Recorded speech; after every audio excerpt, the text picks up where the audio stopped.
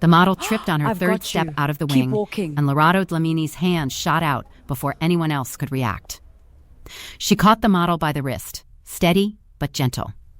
The model gave her one wide-eyed look, swallowed the panic, and kept walking. Her heels struck the runway in perfect time, and the crowd erupted for the opening look of the Ndlela collection. Backstage, no one watching from the audience saw what had almost happened. That was the miracle of fashion shows. Disaster could be 2 inches away from the spotlight, and the world would still call it elegance. Lerato leaned back against the curtain, pressed one hand to her headset, and pretended to listen as the floor manager counted down the next model. But she was not listening.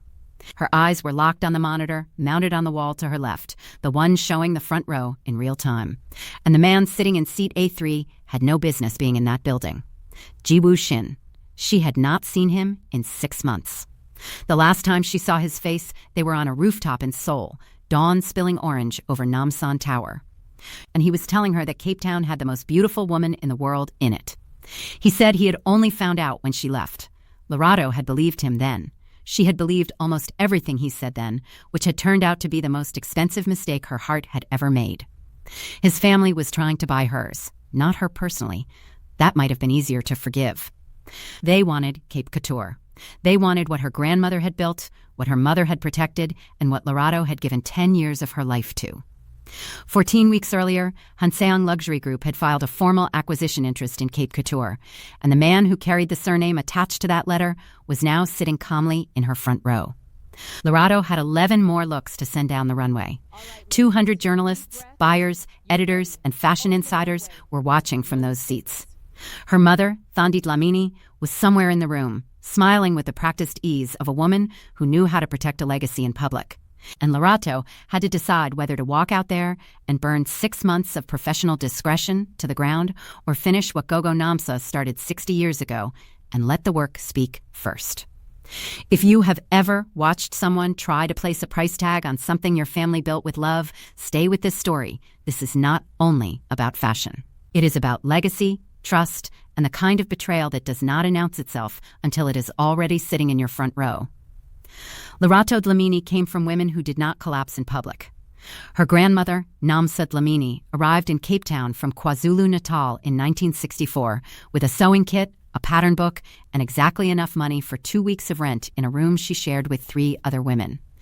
She could not work in the boutiques on Adderley Street. The signs on those doors were not written for women like her. So she worked from that shared room instead, altering and mending clothes for anyone who would bring them. Sometimes she charged very little. Sometimes she charged nothing at all. Gogo Namsa understood that when you were building from zero. Reputation could become a more durable currency than cash. When Lerato was small, Gogo Namsa would sit her on the edge of the cutting table and let her watch her hands move. She did not teach with speeches. She worked, and she allowed the work to be visible. Lerato learned that fabric had a grain, the way wood had a grain, that cutting against it was a kind of disrespect, and that the body deserved a garment that understood it rather than merely covered it. By 1971, Namsa Dlamini had her own space. By 1979, she had 3 seamstresses working beside her. By 1985, the year Thandi was born, she addressed diplomats' wives, singers, brides, and women who walked into her shop unsure of themselves and left standing straighter. There was one photograph that carried all of that history. In it, Gogo Namsa stood beside a bride in a beaded wedding gown that had taken 6 months to finish. The 2 women were laughing at something the photographer had said before the shutter closed. That photograph still hung in the entrance of Cape Couture's atelier on Kloof Street. Every client saw it before they saw a single dress. To some people, Cape Couture was a luxury fashion house. To the Dlamini women, it was proof. Proof that a thing the world said should not exist could be built by hands the world tried to ignore. And that was what Hanseong Luxury Group wanted to acquire, not just a company, a proof. The story between Lerato and Jiwoo began in Seoul at the African Luxury Summit, the kind of conference where buyers, designers, and investors gathered to discuss where African luxury was going and who would profit from that future. Cape Couture had been invited to present. Lerato had prepared 40 slides and rewritten her keynote 4 times before boarding the flight. On the second night, after a long day of meetings and networking, her colleague and closest friend, Zola. Dragged her to a rooftop bar in Itaewon. "You need to see a Seoul sunset before you spend the rest of this week inside a conference center," Zola said. She was right. The sunset from that rooftop was the kind of beauty that reset something behind the eyes. Gold light fell across a city of 10 million people, and Lerato found herself thinking of Gogo Namsa, as she often did in beautiful places. She was standing at the railing with a drink she had barely touched when a man leaned 2 feet away and said, without preamble, "You look like someone who just saw something that changed the way they understand the world." Lerato turned. He was looking at the city, not at her, and that made the line feel less like performance and more like observation. "My grandmother would have loved this view," Lerato said. Only then did he look at her properly. He had dark, attentive eyes, a quiet face, and an unhurried presence. He was not shy. He was simply calm in a way that suggested he had decided early in life that most things worth having were worth waiting for. "Tell me about her," he said. He meant it. That was the first thing that undid Lerato. She told him about Gogo Namsa, about the room with 3 women, the sewing kit, the pattern book, the beaded wedding dress, the photograph on the atelier wall, and the afternoons she spent sitting on the cutting table, watching the hands she wanted to grow up to have. He listened without interrupting. He did not wait for his turn to speak. He did not reshape her story into something about himself. He simply held it. When Zola finally appeared at Lerato's elbow, making the kind of face that meant they had to leave immediately, Lerato realized 2 hours had disappeared. "You forgot time," Zola said later in the elevator. Lerato looked down at her untouched drink and said, "I think time forgot me first." The man's name was Ji-woo. He did not give his surname. Lerato did not ask. Something in the way he said his first name told her the surname was complicated, and she understood complicated surnames well enough to respect the silence. They saw each other every evening that week. He showed her Namdaemun before sunrise, where fabric stalls opened at 5 in the morning. Lerato stood in the half-dark, holding a purple silk organza she had no use for, simply because the color looked like something a dye bath had dreamed instead of made. Ji-woo watched her fingers move across the fabric. "You look like you are listening to it," he said. "I am," Lerato replied. "Some fabric tells you what it wants. Some only tells you what it refuses." He smiled softly. He took her to a pojangmatcha near Cheonggyecheon, where the fish cake broth was so good she ate a second, serving on the pavement with no embarrassment. He took her to a ceramics gallery in Insadong and translated the artist's notes from the wall cards quietly, so only she could hear. On the 4th evening, she finally asked what he did. "I work in my family's business," he said. "That sounds careful." "It is careful." "What kind of business?" "Luxury, fashion, retail, heritage brands, complicated things that become more complicated when a family owns them." Lerato understood that language completely. "The hardest part of inheriting something," Ji-woo said, "is figuring out whether you are protecting it or just preserving it. From the outside, they can look exactly the same." Lerato did not know then that he was speaking about himself as much as he was speaking about her. Before she left Seoul, Lerato told him the truth. "I did not plan for any of this," she said. "I do not know what to do with it from 7,000 miles away, and if I am being honest, I am frightened." Ji-woo looked at her with that still attention she had begun to trust. "Then we figure out what it looks like from the distance first," he said. "And if it still looks like this when we get closer, we trust that." Lerato flew home, trusting it. For 4 months, there were video calls, messages, quiet conversations across time zones, and one long weekend when Ji-woo flew to Cape Town. She showed him the atelier, not only the showroom, not only the finished garments, but the workroom, where the unfinished things became themselves. He walked slowly between cutting tables and muslin forms. At the end of the room, he stopped in front of Gogo Namsa's photograph and went completely still. At the time, Lerato thought he was moved. Later, she would turn that memory over in her mind like a stone, asking herself whether his stillness had been reverence or reconnaissance. 14 weeks before the Runway show, Lerato Dlamini called Lerato into her office at 8 in the morning and placed a document on her desk. The letterhead read, "Hanseong Luxury Group, Seoul, South Korea." It was 7 pages of elegant corporate language that translated simply to one sentence. "We want to buy what your family built." Lerato read it twice, then looked at her mother. "They have been watching us for 2 years, Thandi said. building market share here, quietly buying relationships with suppliers we use, waiting. This letter is not the beginning. This is them deciding they are ready to move. Lerato's throat tightened. Who runs Hanseong Luxury Group? Thandi's answer was steady. Chairman Shin Byung-ho and his son, the heir apparent, Shin Ji-woo. The name sat in Lerato's chest like a stone. For a long moment, she looked through the window at the painted rooftops of the Bokap, because that window had always been where she looked when she needed a moment to think. Then she said, "Mama, I need to tell you something."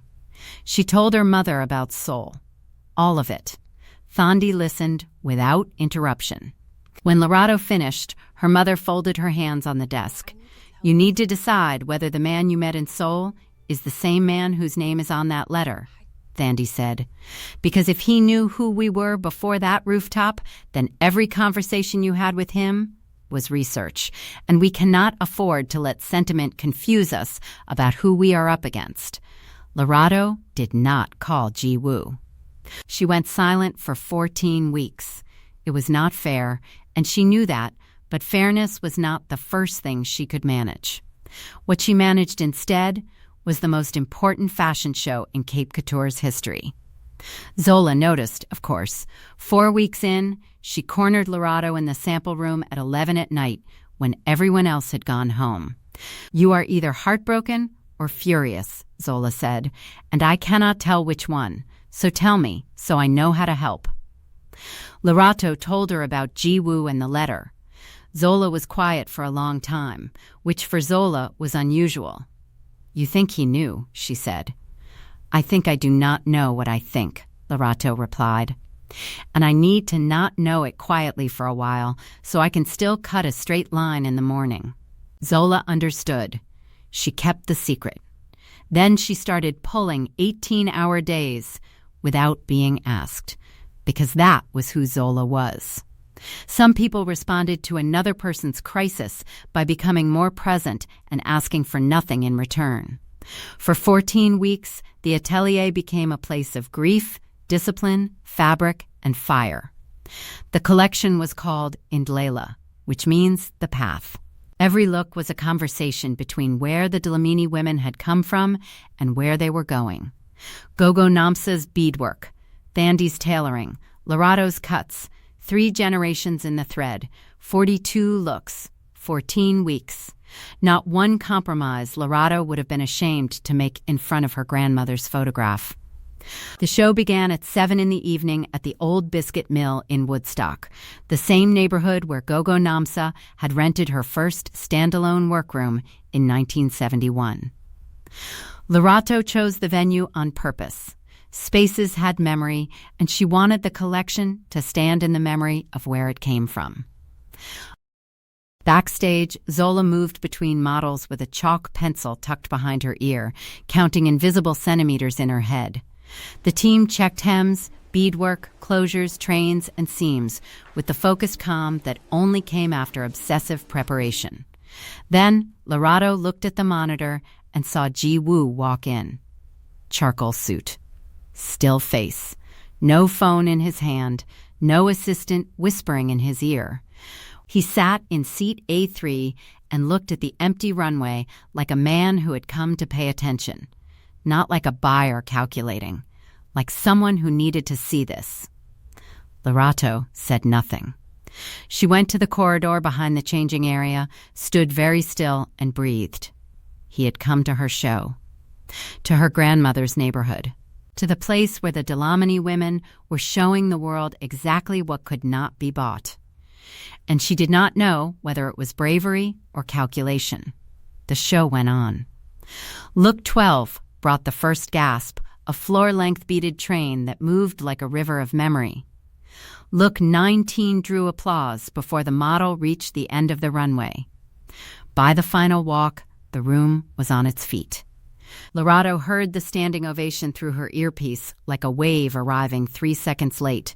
She should have been celebrating. Instead, she walked out of the backstage wing, through the crowd of guests and buyers still on their feet, and stopped in front of seat A3. Ji-woo stood the moment he saw her. "Lerato," he said. "Your full name," she said. It was not a question. He understood. "Shin Ji-woo," he said. "My father is Shin Byung-ho." I know what the letter said. I know what you must have thought when you read it. I have been trying to find a way to stand in front of you and say this for 14 weeks. I need you to let me explain. Lerato held his gaze. "Did you know who I was on that rooftop in Seoul? Before that evening? Did you know my name, my company, and what your father wanted from us before you leaned on that railing and said what you said to me?" The room was loud around them, but the answer waited in the air between them like it could silence every voice in the building. Before Ji-woo could speak, a firm hand closed around Lerato's elbow. Thandi's voice came from behind her left ear. "Lerato," she said, in the tone that had meant come with me right now, since Lerato was old enough to understand Zulu. "There are journalists in this room." Lerato looked at Ji-woo. He looked back, and there was something in his face she needed the answer to. "I will find you," he said quietly. "Wherever you go after this room, I will find you and tell you everything." Thandi led Lerato away toward the press area. Lerato smiled for cameras.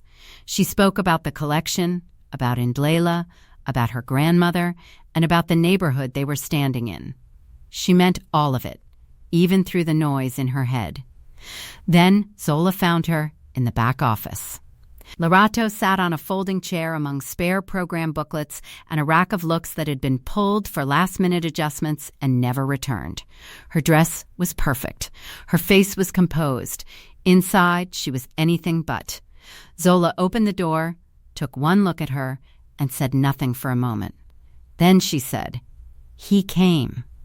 "He came," Lerato said. "Do you want me to get him now, or do you need 10 more minutes with the program booklets?" Despite everything, Lerato laughed. "I need to get through the press," she said, "then find him." "He is by the east exit," Zola said. "He has not moved. He has been standing there since your mother pulled you away, and he looks like a man who has decided he is staying until someone tells him to leave." That image did something to Lerato's chest. "How does he look?" she asked, then immediately felt foolish. Zola considered it seriously. "Like someone who knows exactly what he did and is choosing to stay in the room anyway," she said. Which, in my experience, is rarer than people think. After the final interview, a young assistant brought Lerato a small card from the front row. It had been left on Ji-woo's seat. On the outside, in his handwriting, was one line. "Your grandmother was not the first Dlamini woman my father tried to take something from." Lerato read it once. Then again. Her knees almost gave way. That was the sentence that changed the night from heartbreak into history. When she reached the east exit, Ji-woo was still there. He was leaning against a wall, not checking his phone, not scanning the room for easier company, just waiting with the patience of someone who understood he had no right to demand anything. He straightened when he saw her. He did not smile. "Before I say anything else," he said, "I want to answer the question you asked in front of that seat. You deserve that answer before anything else I tell you. Then answer it." "I did not know who you were on that rooftop," Ji-woo said. "Not before that evening. Not when I leaned on that railing. I knew your name after the second night, when I looked you up, because I could not stop thinking about you and needed to know if you were real. I found Cape Couture. I found your grandmother's story. I found the photograph. And I did not tell you because I was terrified that the moment I said my surname, the door would close." Lerato stood very still. "Your father's letter came 14 weeks after that." "Yes," Ji-woo said. "And when it did, I told him I had a conflict of interest. I told him what happened in Seoul. I told him an acquisition of Cape Couture was something I could not support. And he needed to understand why. He said personal relationships were not relevant to corporate strategy. We have not spoken civilly since." Lerato wanted to believe him. Wanting that made her more careful, not less. What did you mean by that card? Ji-woo's jaw tightened. My father studied your grandmother's business once before, he said. Years ago, before Hanseong had the name it has now. He tried to approach her through intermediaries. She refused. She understood immediately that what he called partnership was ownership in a cleaner suit. He never forgot being told no by her. When Cape Couture grew into the kind of brand Hanseong could not ignore, he came back with lawyers. Lerato felt the air sharpen around her. You knew this? I found the old file after the acquisition letter was drafted, Ji-woo said. It was buried in our archive under a market entry project from decades ago. Your grandmother's name was there. My father's notes were there. The language was different, but the intention was not. He reached into his jacket and removed a folded document. This is what I did when I found it. Lerato took the document. It was 40 pages, printed on Hanseong letterhead. Formal objection to proposed acquisition, Cape Couture Ltd., signed by Shin Ji-woo in his capacity as deputy chairman. Filed with the Hanseong board 14 weeks earlier, 3 days after the letter landed on Thondi's desk. Lerato stared at the cover page. You wrote this. Yes, against your own father. Against the acquisition, Ji-woo said. My father happens to be the one who proposed it. There is a difference, even if it does not feel like one when you are filing. The document argued that Cape Couture's value could not be separated from the Dlamini family's creative identity and history.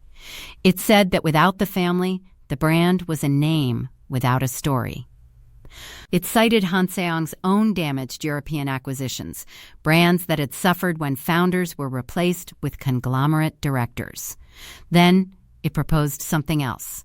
Not acquisition. Partnership, minority investment.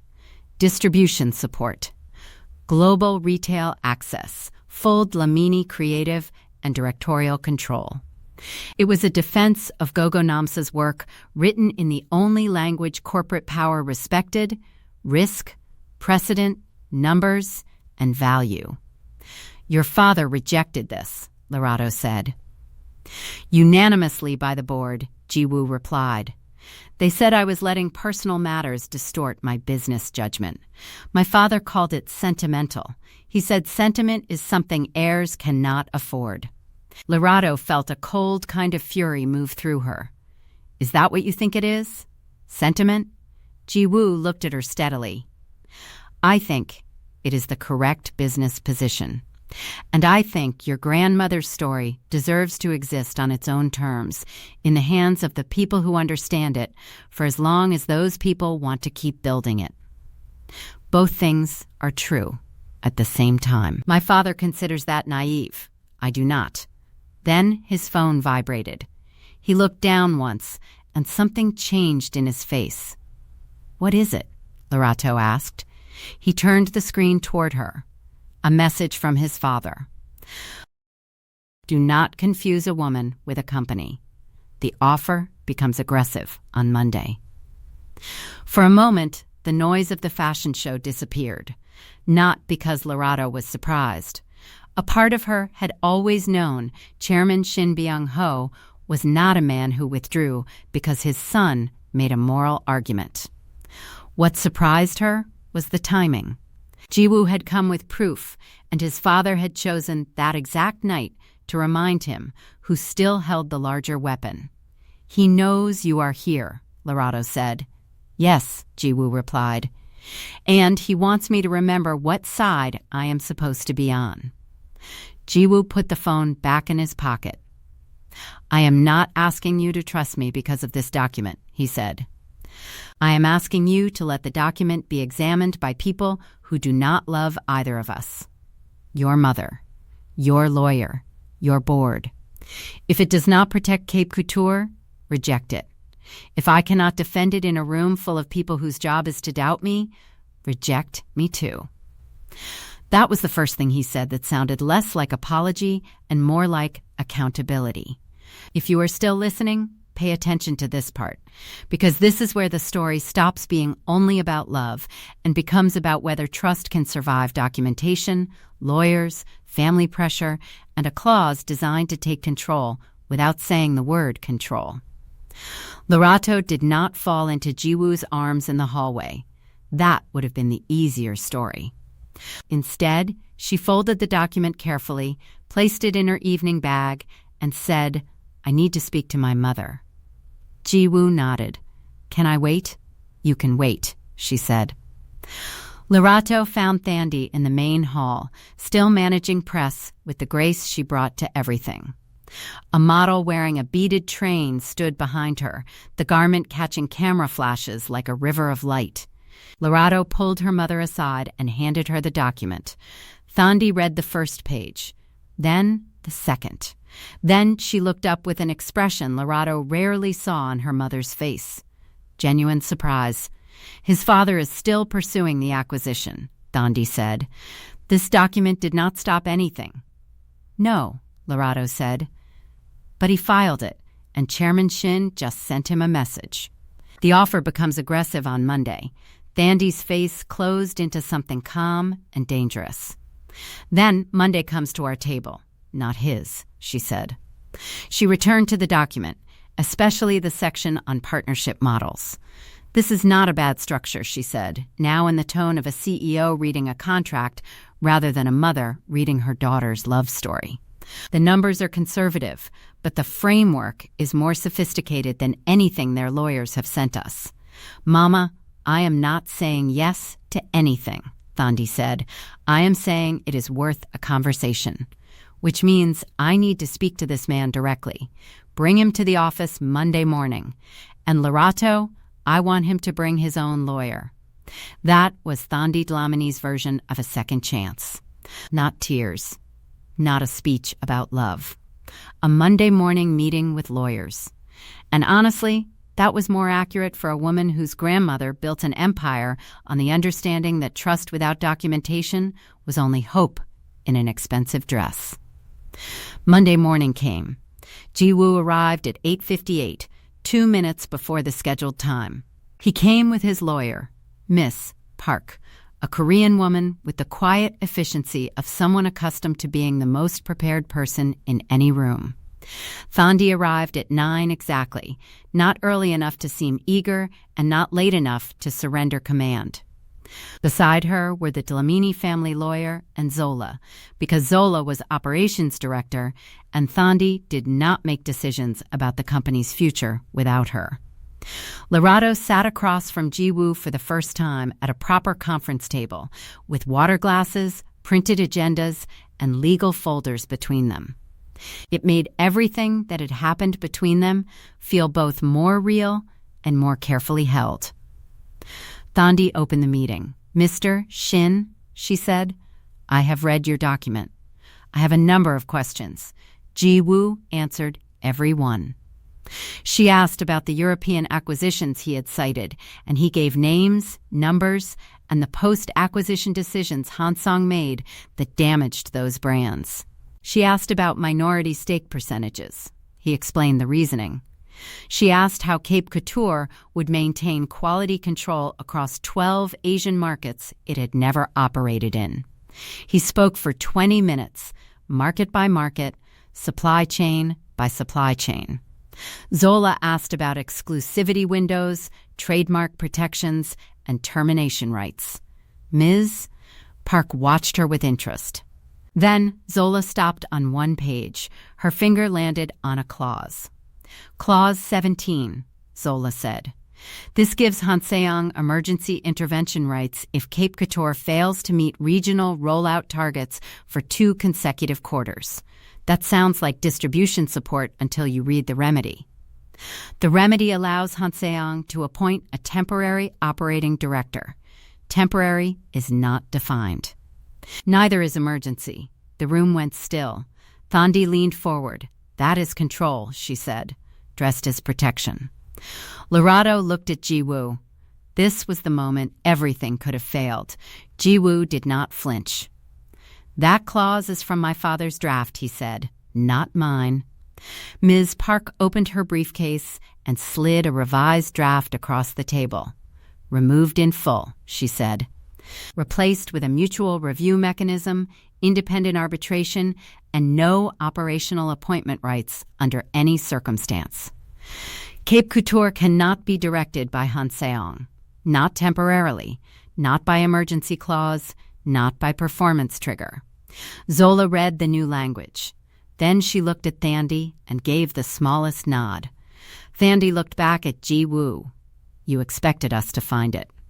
"I hoped you would," Ji-woo said.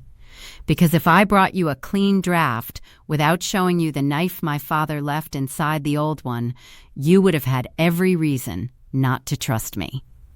For the first time that morning, Thandi looked almost satisfied. The meeting lasted 4 hours. By the end of it, Han Seong's hostile acquisition was off the table, replaced by a framework for partnership that the lawyers would spend the next 2 months formalizing. Cape Couture would remain wholly family-owned and creatively directed. Han Seong would provide distribution access to 12 Asian markets and a retail presence in Seoul's luxury district.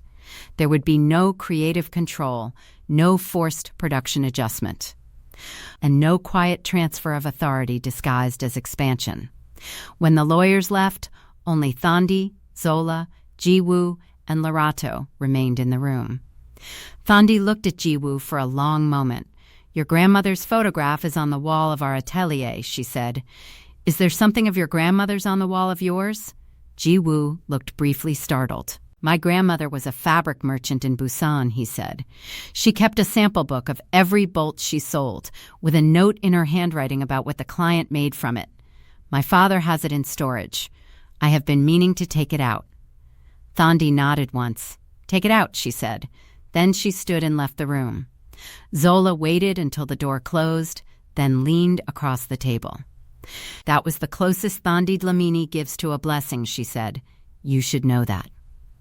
Ji-woo looked at Lerato. She nodded. He exhaled for the first time all morning. Chairman Shin did not attend that meeting, but he was in the room anyway. He was in the old clause. He was in the aggressive offer. He was in every habit of a company that had learned to call taking by a nicer name. But this time, he did not get what he came for. The partnership took 2 months to formalize. The contracts were read until the language had nowhere left to hide. Zola fought for the clauses that protected production standards. Thandi fought for creative and directorial control. Ji-woo fought from his side of the table, even when it cost him silence from his father. As for Lerato and Ji-woo, they did not become a finished story overnight. They became something more honest, a story in the middle of itself.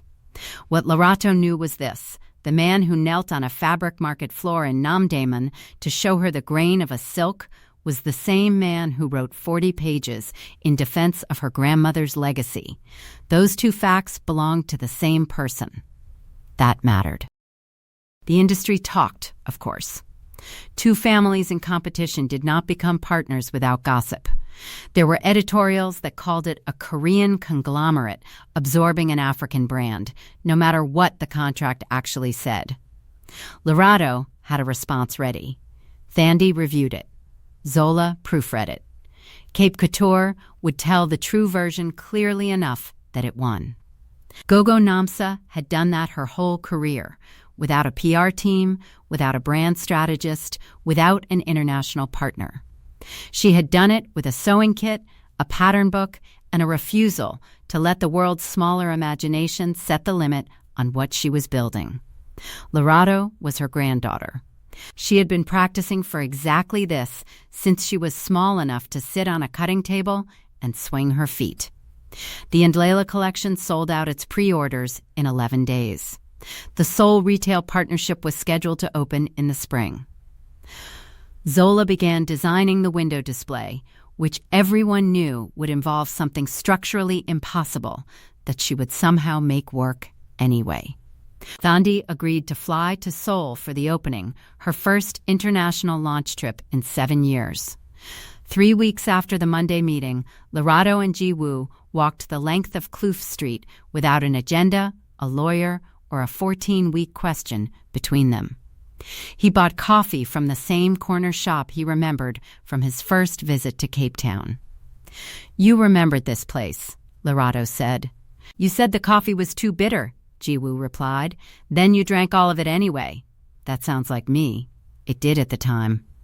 They walked for 40 minutes and talked about nothing consequential, which after everything felt exactly right.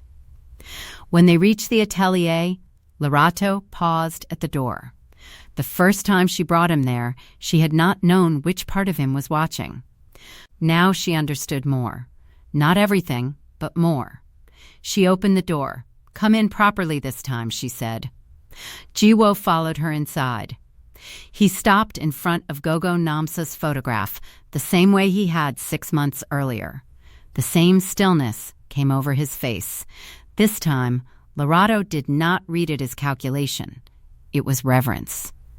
It was the expression of a person standing before something larger than himself and choosing silence, because noise would be disrespectful. She built something that outlasted every version of the world that tried to prevent it, Jiwoo said.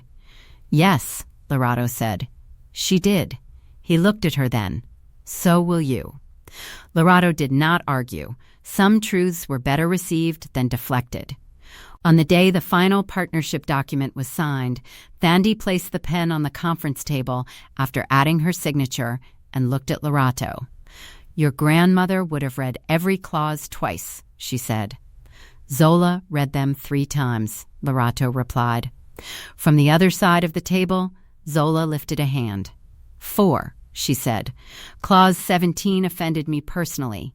Even Thandi smiled. The document did not look romantic. It looked like paper, ink, signatures, and power written in polite language. But that paper had been fought for. It carried Zola's question, Thandi's discipline, Jiwoo's courage, and Gogo Namsa's name in the silence between every clause. For the first time in 14 weeks, Lerato did not feel as if the future was trying to take something from them. She felt as if they had opened the door themselves. And that was the end of the Ndlela collection. If this story stayed with you, share it with someone who understands legacy, love, and the courage it takes for the right person to show up with proof, not promises. Subscribe for the next story, because the next one begins with a sentence that will make you set your phone down for a full minute just to process it. Subscribe, turn the bell on. This was the Storyverse. Until the next story, be the one who does not look away.